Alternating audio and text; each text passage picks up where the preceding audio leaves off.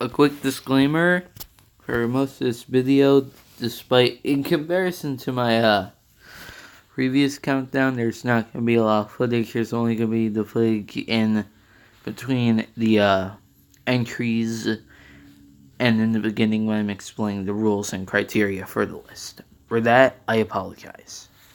I just couldn't find much good footage for this video. Hey everyone, it's Demario's Pawn, and at long last, it's been since February since I've actually done one of these. Welcome back to another countdown. Feels like it's been forever since I've actually said that. But with Pokemon Masters and Sword and Shield on the horizon, which I am both extremely hyped for, despite the fact people complain about Sword and Shield for a tree. You guys are saying this game is bad because of a tree.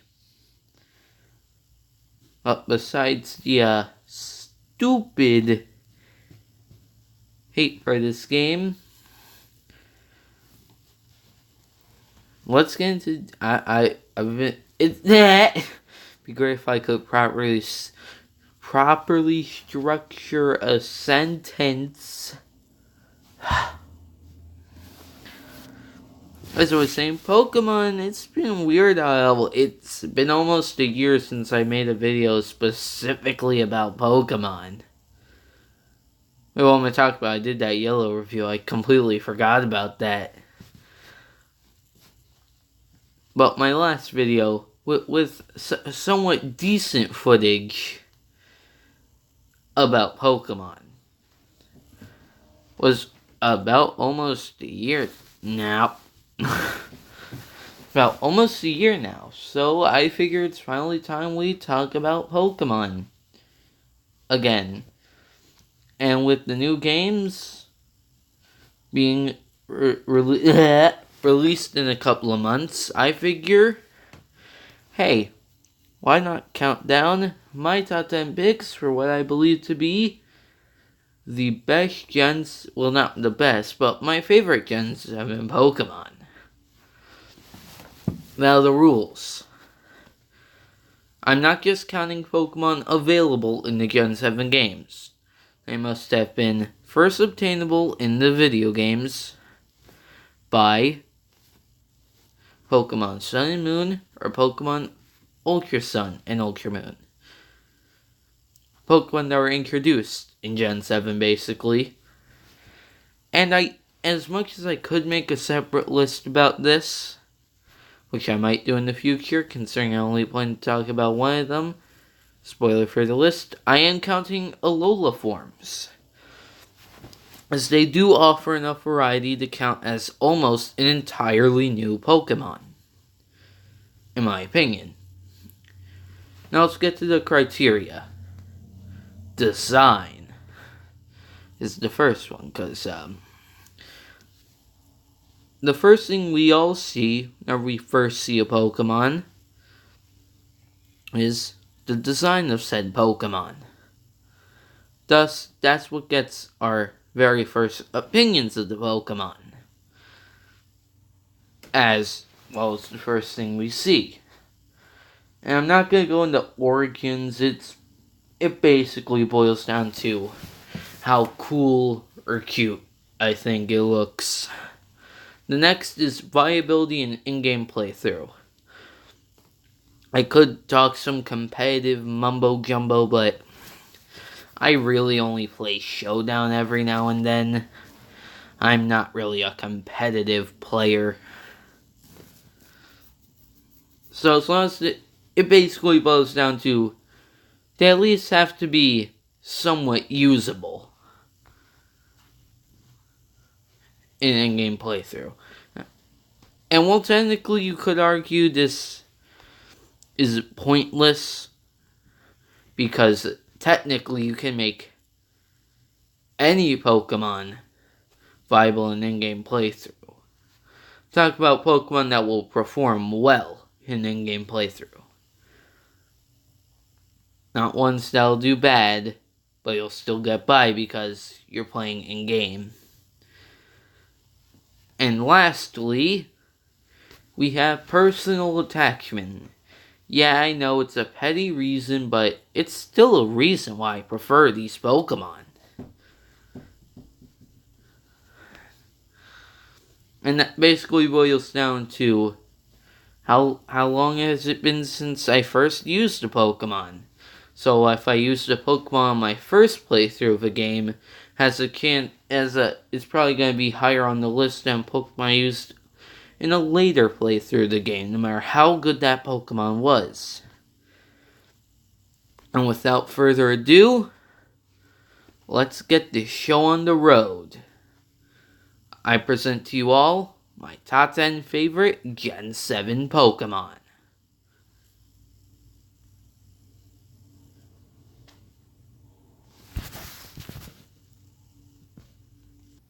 So coming in at the number 10 spot, we have Vikavolt, or Vikavolt, however you want to pronounce it. A bug and electric type. Let's start with its design. Holy crap, this thing looks awesome. I mean, just look at it. It perfectly combines the electric and bug typing, in my opinion. Because you can see on its back of sorts, underneath its wings, that it actually glows. As much as I love Galvantula, he didn't really, my opinion, other than if you got compound eyes, which is the best way to use the Galvantula. Spam Thunder for days. Ow. Design-wise, he never really conveyed that he was a bug and electric type outside of being found in Charkstone Cave and being yellow. However, with Vikavolt, it's a completely different story if you ask me. And for personal attachment, I did actually use this in my first playthrough of Pokemon Ultra Sun. Actually, no, in the original Pokemon Moon. I used it in Moon. That's the first time I used it, which was my first playthrough of an Alola game. And while it did end up being a good team member, there are a few things that hold it back and why it's at the very bottom of my list. It takes until the 4th island to fully evolve. That's right. You will, indeed, if you're like me and had a Vikavolt, well, not a Vikavolt, but if you caught Grubbin on Route 1, then you had a Charger bug for a majority of the game. For over half the game, you had a mid-stage Pokemon. And you could say, oh, what about pseudo-legendaries? I tend to not use pseudo-legendaries as they do come off as kind of overpowered in my opinion. But even in this case, you could get Komodo roughly around the same time that you would end up evolving your Vikavolt. And it's not that hard to get its final evolution. I forget its name.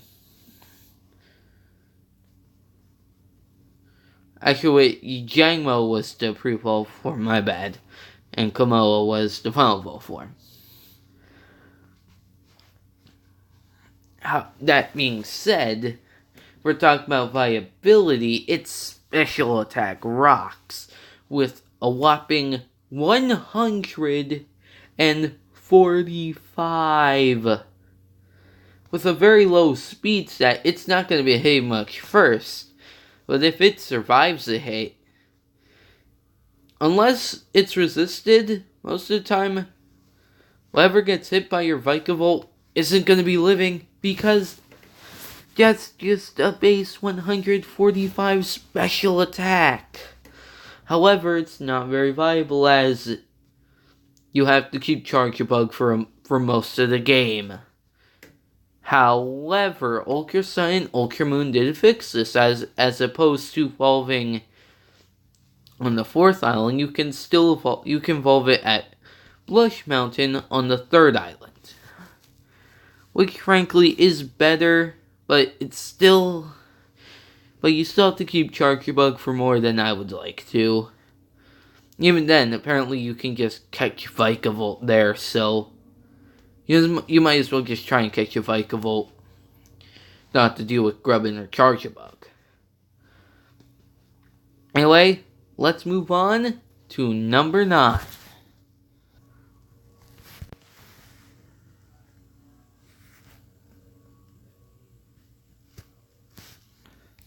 My number 9 Pokemon on this list is Mudsdale.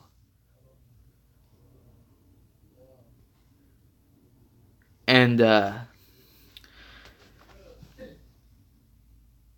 originally, Mudsdale didn't look very impressive to me. He had an alright design, but he didn't really scream to me like, this is the next great Pokemon that you must have. And by the time I could finally get him in my Pokemon Moon playthrough, I already had a ground type that I knew I wanted to keep. And Ultra Sun came around, however, I decided when I got to Alola Island, hey, why not catch a Mudbray?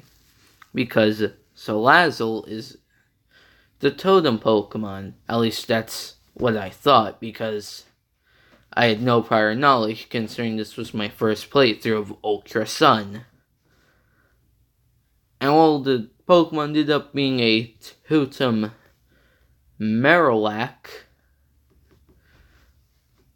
Mudbray wasn't the best because his ground typing wasn't quite effective. He still proved to be a very useful Pokemon.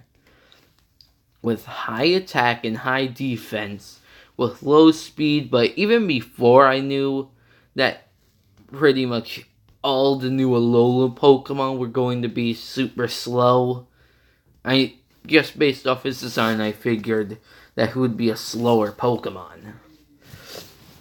Plus the fact that most ground types except Dugtrio and Excadrill end up being rather slow.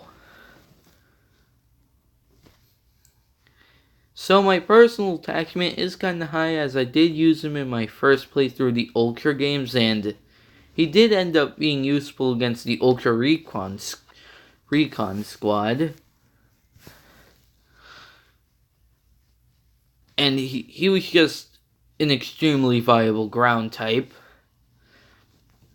But the reason why he's so low on the list is, even after using him, I'm not a very big fan of his design.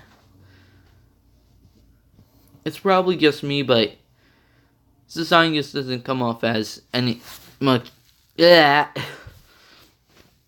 really of anything noteworthy.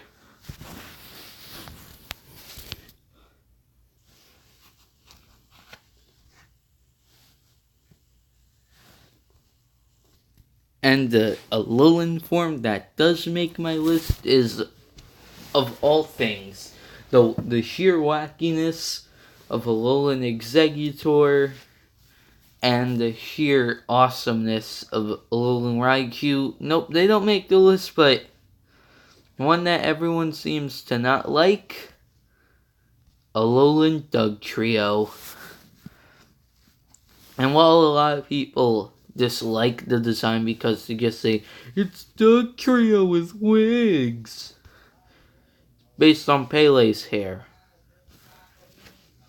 Can you just look up inspirations when you actually complain about Pokemon's design? Come on, guys. And it's that. And even though it was weird at first, because at first I didn't know it was trying to be Pele's hair, the fact that it's ground and steel type, which probably one of my all-time favorite Pokemon, Excadrill has the same type as in, and I played through with him in Pokemon Black and White. It was great. I wasn't sure which Alola form I was going to use in Pokemon Sun and Moon at first.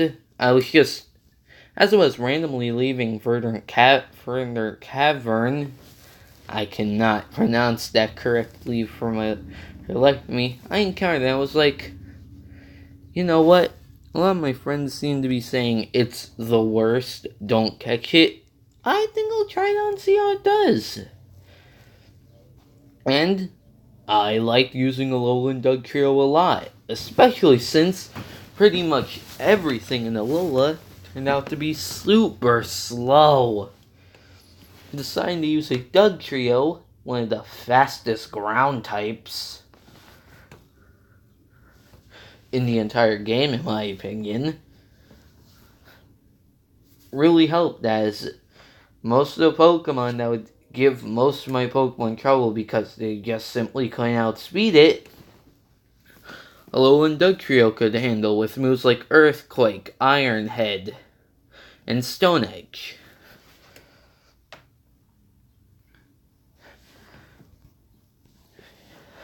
And yeah, the design's kinda wacky, I'll admit. It's still just incredibly hilarious, even if it is based on Pele's hair.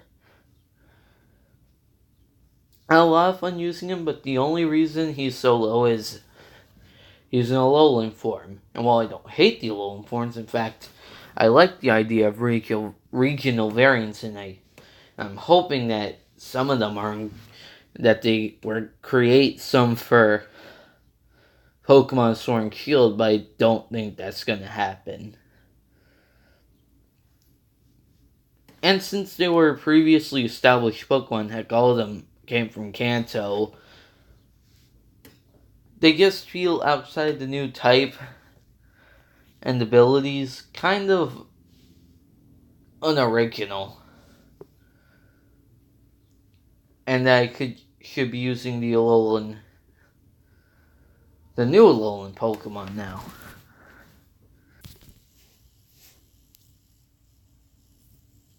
So next up we have Turtonator, which is a Pokemon at first I really didn't think I'd like all that much, but before all that, let's go into its design. It's okay. I mean, the shell looks really cool. Well, besides that, it's kind of an okay design. I must say I really like the fire dragon typing. I don't know why, I never really thought of it as anything special, but when I used it for myself, it was quite nice. And now, let's go on to the personal experience I have with it. As I really wanted to use Drampa in my Pokemon Moon playthrough. And when I found out he's a Moon exclusive, I already wanted to get Moon because I like Lunala more than Solgaleo. So it's like, yeah, I can get Drampa on my team. So I searched out pretty much every route in Alola for one. And eventually I just gave in and looked up where it was. And I found out you can only get him in Victory Road, the very final area of the game. And as much as there are some really good Pokemon that you can find in Victory Road, there's usually not much you get to do with them because, well, there's only a couple major battles left.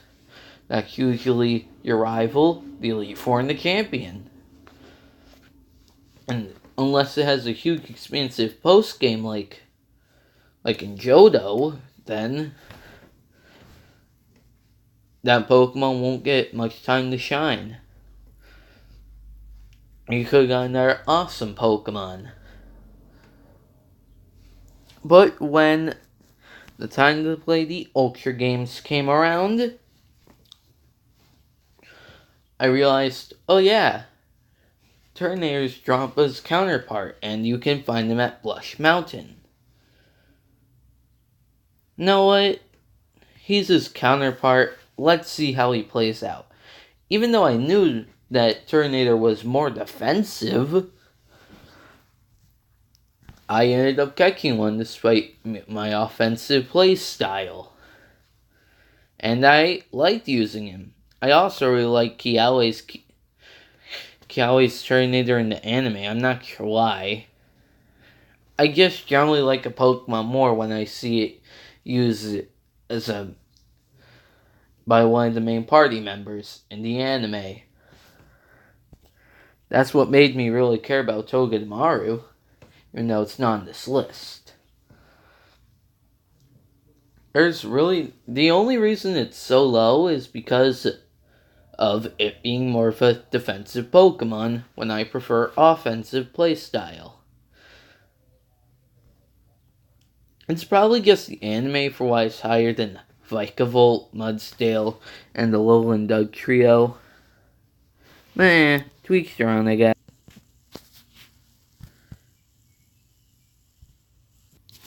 Coming in at number 6 is a Pokemon that surprisingly I used in none of my first playthroughs for any of the Alola games.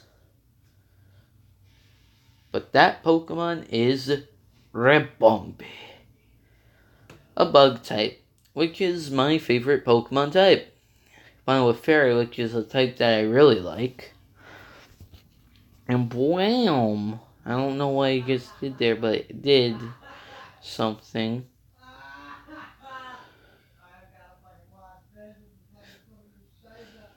And anyway, on to why I like this Pokemon. It's sort of fast. I remembered it being faster than most Alolan Pokemon, which is a reason to use it, because like I said previous times throughout this countdown, Alolan Pokemon tend to be slow as crap. Which is funny, because there's a Alolan form of Muck. I wasn't even intended joke or anything. And I like using bug types, so I figure I really like most of the bug types in the Alola games, so I figure I might as well do a playthrough where I at least use one of everyone. And, well, I did. And I really liked it. It's probably just the speed.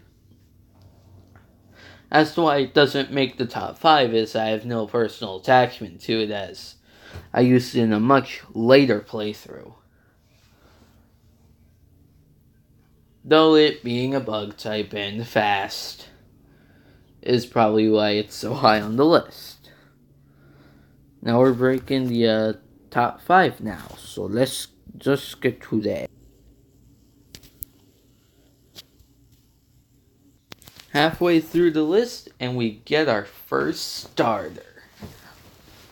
Primarina. Now, as to why I like Primarina, the design is quite elegant, which, as much as I am one for the more fierce designs, every now and then I do like a bit of an elegant and more cutesy design. And it has a great typing of water and fairy, as shown by Azumarill.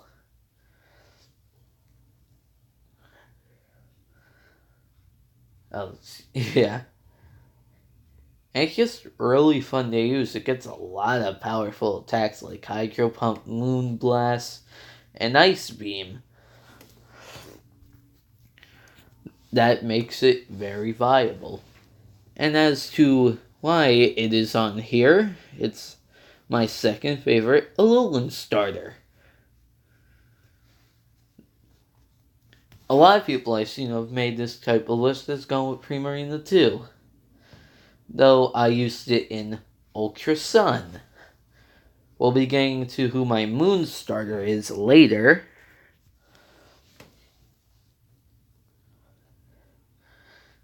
And it honestly just made that the Komodo trial a walk in the park. And if a Pokemon ends up being my starter at any point, I just automatically like it a bit more. Simply for the fact that it was my starter, and I have a bias towards it for that. As for why Primarina is only number 5, I guess prefer the other Pokemon more. It's petty, I know, but that's just how it is.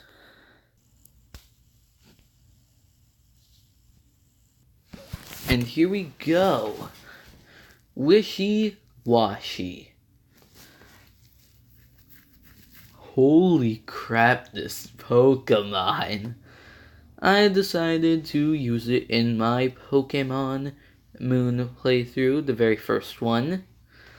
And it was a beast. Sure, if you got to a certain percentage, it would revert to weak little Wishy-washy, but this is part of why I decided to put the whole in-game viability, just use a healing item.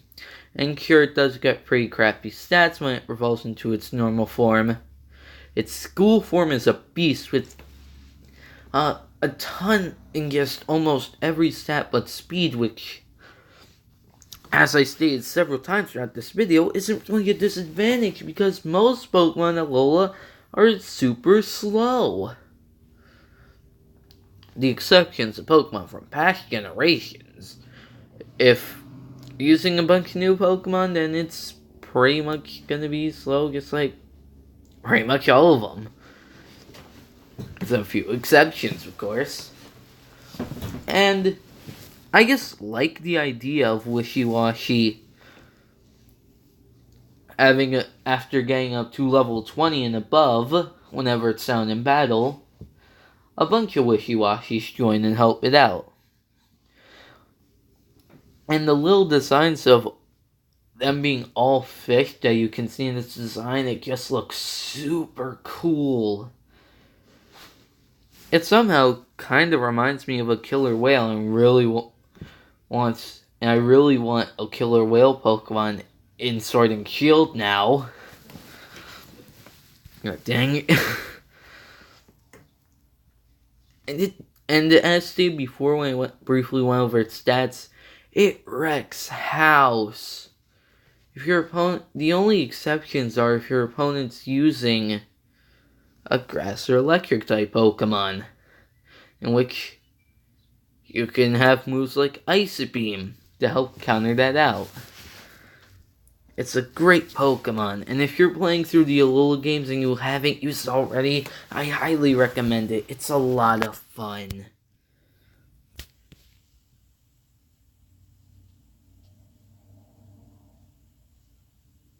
So now that we're in the top 3, we're in some of my all-time favorite Pokemon. Yeah, my top 3 favorite Alola Pokemon are in my top 10 favorite Pokemon. Unless my opinions drastically change in between whenever I get around to making a favorite Pokemon list in now. Ladies and gentlemen, I present to you a fan favorite from the Alola region, Lycanroc. Yeah, believe it or not, the rock type, one of the most criminally underrated Pokemon types, actually is a fan favorite now, and I love it so much, but for some reason it took me until Ultra Sun to finally use it. I could have used the Dusk Gift Lycanroc, but I decided to go with Daytime or Dawn or whatever it's called. And it was great. I loved using it. It's a huge help with moves like Accelerock, Stone Edge, Crunch, and Brick Break. And its design is so awesome, and it looks so much like an awesome rock type should, as opposed to the big bulky look. It looks more sleek than most rock types, which gives it some more originality. Plus, the day form day and night form actually have quite a bit of speed to them, despite being rock types. It was just a very nice Pokemon to use for my Ultra Sun team. And I guess I really love this. I really love the Rockruff line. It's just, plus, Ash has a Lycanroc. Well, it's the Dusk form. Any Pokemon that Ash has, and I coincidentally decide to catch, I feel a stronger bond with that Pokemon. Because Ash had it at some point.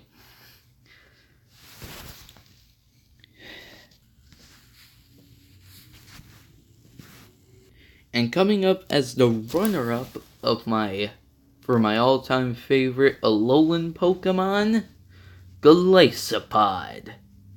And the ace of my favorite character in the whole game, ya boy, Guzma. Now, why do I like Golisopod so much?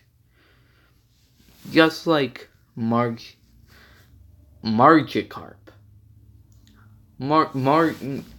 Magikarp, Feebas, and so many others before it starts off as a criminally bad Pokemon, but when evolving at a kind of late level, it evolves at level 30, it becomes absolutely amazing. Sure, its ability could be better, and it's kind of weird why it's so high, because the personal attachment should get in the way, because I didn't use it on the first playthrough of Moon or Ultra Sun, because I had both a water and bug type in both versions. I had Primarina in my Ultra Sun, and I had Vikavolt, well, pretty much Charge Bugged out the entire game, and I had Wishy-Washy. But the fact that Guzma was my favorite character just made me love it even more.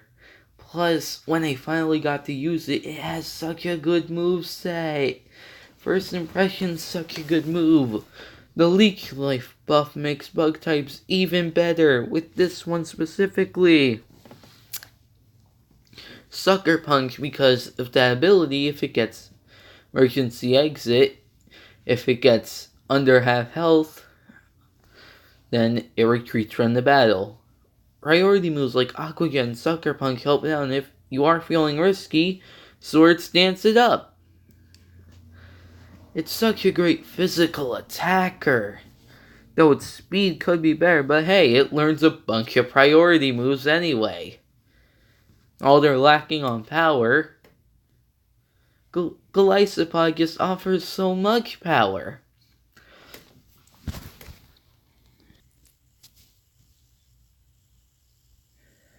And not only my favorite Pokemon from the Alola region, but my all-time favorite Pokemon, the Fire Starter Litten,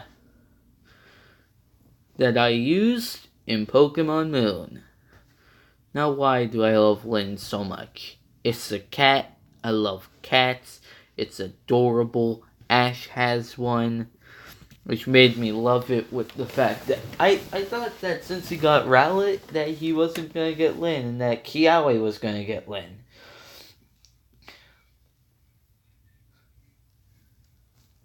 But then, Ash got Litten, which made me super happy. And as much as Lyn is the main one being talked about here, as I just think it's so adorable, I really do mean I love the entire line, as this line ties for my favorite Pokemon. Lydon is cute and adorable. Torracat begins to be awesome and is probably one of the best middle stage evolutions looking wise. And Incineroar is so freaking awesome, he managed to get in Smash Bros. When the odds were against him, should have been Pokken too, but whatever.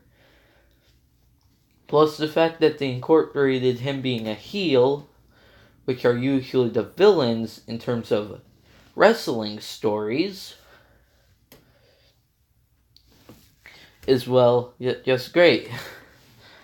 Incorporated him being a dark type instead of another fire fighting type. I mean, if they didn't incorporate the fact that he's a heel and just made him another fire fighting type, I wouldn't mind because he's so awesome. And he was my first Alolan Pokemon. Yeah, I know it's a cop-out to see a lot of people's starters at the top of their lists for these types of lists, but can you really blame me? Link's just so awesome. Anyway, those have been my top 10 favorite Alolan Pokemon.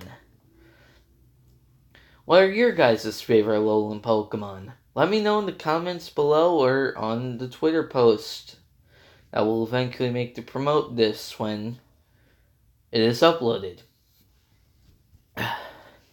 And also, for my next major video, I'm gonna leave it a surprise. As it is a technical news series, but nothing big, really. Anyway, this has been Dementio's Pawn, and for whatever video gets made next, see you guys then.